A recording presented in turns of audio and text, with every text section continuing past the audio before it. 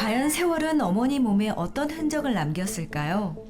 하루가 다르게 휘어가는 두 다리와 그리고 걸을 때마다 점점 굽어가는 허리의 원인을 알아보기 위한 정밀 검사가 진행됐습니다.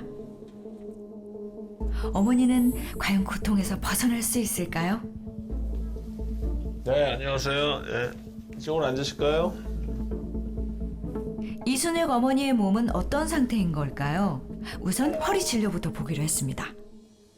보니까 10년 전에 나사 고정을 하셨어요. 4호번에. 4호번에 고정을 하셨는데 나사 고정을 하게 되면 묶은 윗마디, 아랫마디가 좀 망가지거나 이렇게 어긋나는 경우가 있거든요. 근데 환자분은 그 윗마디가 좀 많이 어긋나고 조금 문제가 생겼어요. 실제 지금 3, 4번이 조금 빠지기 시작하고요. 이 5번, 6번 마지막 마디 디스크가 좀 닳아서 많이 없어졌거든요. 근데 그 이순영님 같은 경우는 수술을 해서 나사 연장을 할 수도 있어요. 근데 신경 눌리는 부분이나 빠지는 정도가 수술할 만큼 심각하지 않아요. 그래서 일단은 환자분 불편하고 증상이 있기 때문에 꼬리뼈에 얇은 카테터를 집어넣어서 여기에 이제 약물 처치를 해주는 그런 시술을 선택하게 됐습니다. 네, 안녕하세요. 네. 네, 조심히 앉으실게요.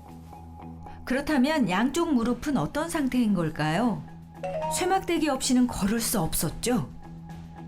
이 다리가 오늘 찍었던 사진이긴 한데 엑스레이 사진이에요.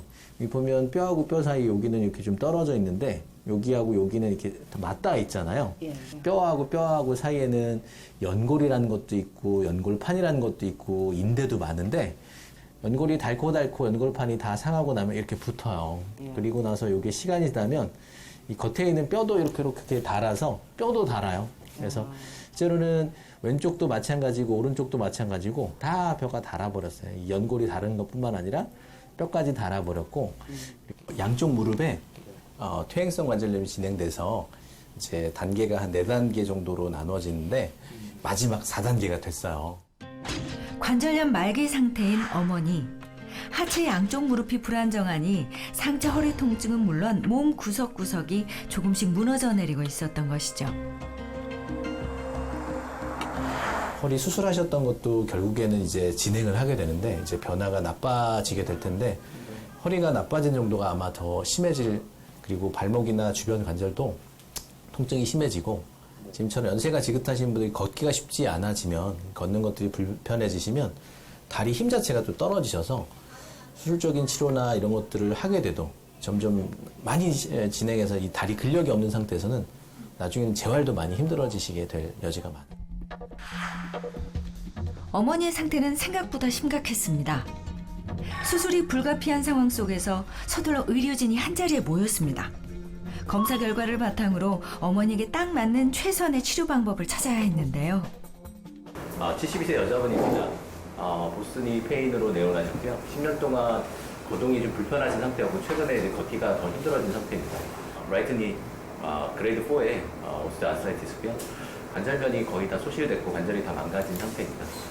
특히나 이제 왼쪽, 오른쪽 모두 다 스테이지 4의 오해이고 특히나 오른쪽이 조금 더 심한 상태입니다. 그래서 오늘 수술 자체는 로봇의 도움을 받은 인공관절 수술을 예정하고 있습니다. 양쪽 다 진행할 건가요? 1차적으로는 네, 양쪽 다 진행을 하고 통증이 더 심한 오른쪽을 먼저 진행하고 통증 양상을 봐서 반대쪽도 진행할 예정입니다.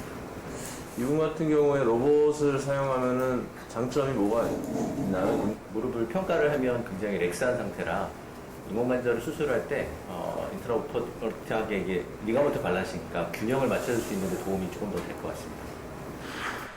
수술을 앞두고 어머니를 만났습니다. 좀 울적하지만 뭐 그래도 그런 대로 기분이 좋네요. 걱정은 안 되세요? 나서는다고 생각할 기분이 좋죠. 어머니가 드디어 수술실로 향합니다.